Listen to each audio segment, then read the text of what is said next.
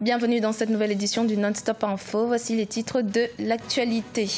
Suite de la visite officielle du président congolais Denis Sassou Nguesso en Algérie. En visite dans le pays depuis ce lundi 27 mars, le chef de l'État et son homologue Abdelaziz Bouteflika se sont entre autres entretenus sur l'avancement du dossier concernant la résolution de la crise libyenne. L'Afrique du Sud a perdu l'un de ses vétérans anti-apartheid. Ahmed Kathrada est décédé ce mardi 28 mars à l'âge de 87 ans. Les Sud-Africains saluent un révolutionnaire déterminé qui a dédié sa vie au combat pour la liberté. Et puis, bonne nouvelle pour le Sénégal avec la découverte d'un autre gisement de pétrole par l'entreprise Cairn Energy. C'est le 8e puits foré avec succès au large de la côte sénégalaise. Mais tout d'abord, le président sud-soudanais Salva Kiir a annoncé un cessez-le-feu unilatéral de ses forces dans le pays. C'était ce lundi 27 mars. Le chef de l'État a ainsi accédé à une requête de l'IGAD, l'autorité intergouvernementale sur le développement. Une mesure visant à apaiser les tensions dans le pays ravagé par la guerre civile et la famine afin de favoriser la tenue d'un dialogue national. Des pourparlers que l'opposition rejette. La visite du président congolais Denis Sassou Nguesso en Algérie se poursuit ce mercredi 29 mars. Elle a pour but de renforcer la collaboration Alger-Brazzaville autour de divers axes, notamment celui concernant la crise politique libyenne. Les précisions de Deva Panzou.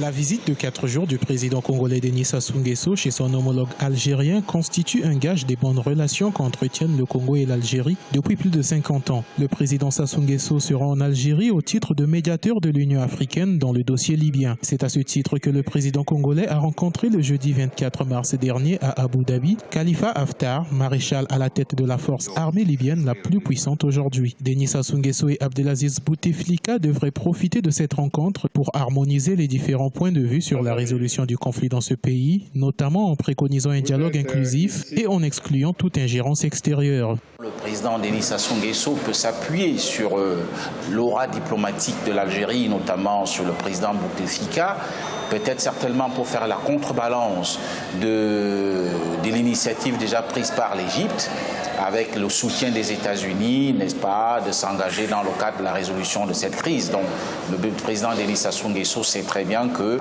l'alter ego, n'est-ce pas, de l'Égypte, c'est l'Algérie. Au cours de cette visite, plusieurs accords commerciaux devraient être paraphés avec l'Algérie, selon le chef de la diplomatie congolaise, qu'il a annoncé lors de la grande commission mixte algéro-congolaise. Mais certains observateurs doutent de cette effectivité.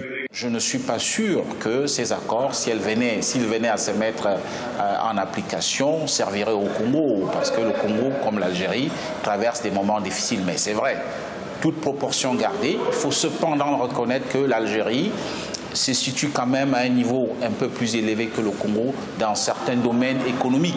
Donc, est-ce que la coopération que nous entretenons déjà avec la Turquie, avec la Chine, n'est pas plus importante que celle de l'Algérie ? On compte pas moins de 14 accords dans divers secteurs et notamment l'accord relatif à l'exemption de visa pour les ressortissants des deux pays détenteurs du passeport diplomatique. L'Algérie soutient depuis des années le Congo dans la formation des cadres civils et militaires. L'Afrique du Sud a perdu l'un de ses grands hommes. Le pays pleure la disparition d'Ahmed Kathrada. Âgé de 87 ans, le vétéran de la lutte anti-apartheid et compagnon de cellule de Nelson Mandela dans la prison de Robben Island s'en est allé ce mardi 28 mars. Un portrait de Deogracias Podo. L'Afrique du Sud pleure la disparition de l'un de ses derniers héros de la lutte anti-apartheid.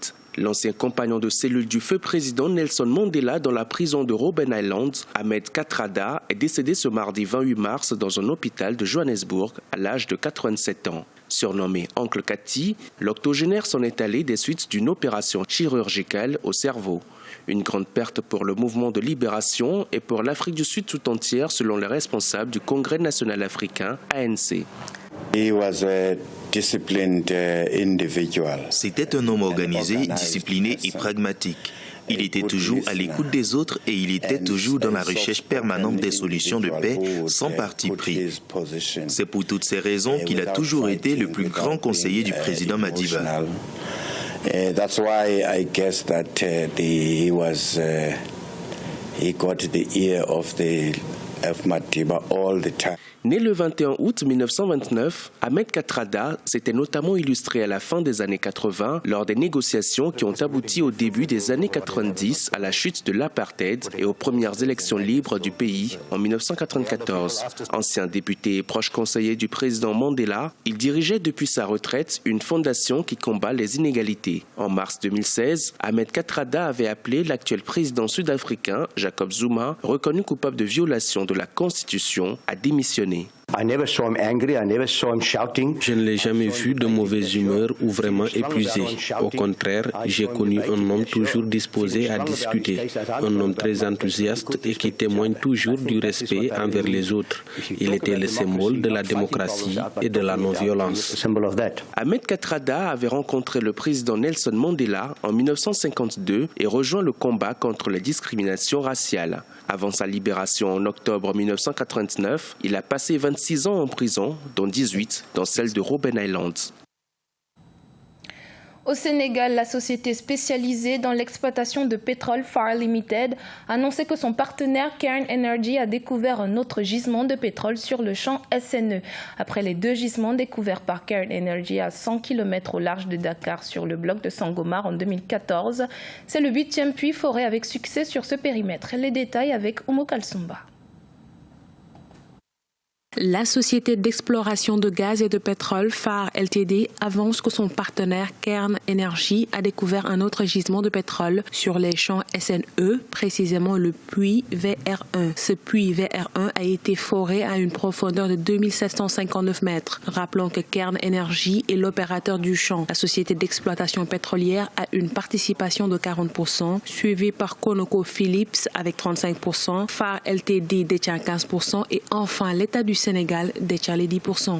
Le puits VR1 est un grand succès. Il fournit des informations importantes sur la géologie du flanc ouest du champ SNE et en particulier sur la nature des réservoirs de la série 500. La compréhension de ces réservoirs est essentielle pour finaliser la conception du plan de développement de la phase 1. Nous attendons avec impatience d'apporter à nos actionnaires les résultats des prochains travaux de forage dans cette formation. En 2014, Cairn Energy a découvert 2 gisements de pétrole sur le bloc de Sangomar à 100 km au large de Dakar. La société avait annoncé la commercialisation des premiers barils de pétrole à partir de 2021 ou au plus tard en 2023. En août 2016, les réserves du bloc ont été estimées à plus de 2,5 milliards de barils. C'est pourquoi nous considérons qu'il est important de renforcer la formation en pétrochimie pour les jeunes, renforcer aussi ce qui va créer de l'emploi, renforcer aussi la société de raffinage existante, la raffinerie existante, et puis essayer de trouver des partenariats pour en créer d'autres. C'est ça la voie royale pour permettre à nos pays de bénéficier correctement du pétrole et de réduire le chômage, de créer des opportunités pour les jeunes et de réduire la pauvreté. Selon de nombreux experts, la découverte de pétrole au large du Sénégal, notamment le 8e puits, devrait avoir des retombées économiques considérables pour ce pays de l'Afrique de l'Ouest. Son exploitation va favoriser la création d'emplois, de la valeur ajoutée ou encore l'entrée de devises et l'arrivée des investisseurs étrangers. En Libye, l'espoir renaît pour les enfants ex-otages de l'État islamique. Ces derniers ont désormais une chance de retrouver leur famille. Ceci grâce à un programme initié par le Croissant Rouge International en coopération avec les autorités libyennes. Explication avec Oumou Kalsumba.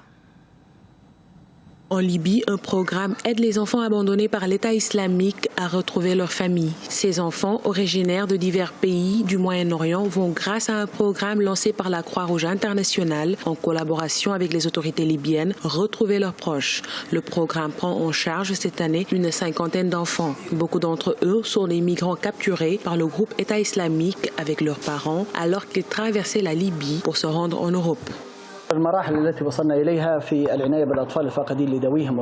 Notre priorité absolue est de nous occuper de ces enfants, de bien les nourrir, de leur offrir des soins sanitaires. Nous travaillons en étroite collaboration avec l'État libyen pour retrouver leurs familles. Certains sont avec nous depuis décembre 2016, d'autres depuis 2 mois. Nous faisons tout pour qu'ils soient bien.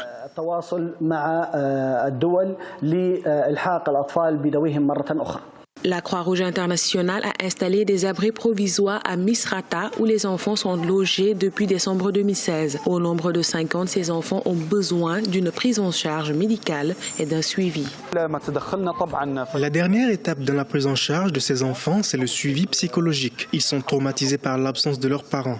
Ils ont assisté à des scènes horribles. Ils ont vu des personnes mourir. On a un programme spécial avec des moniteurs pour accompagner ces enfants.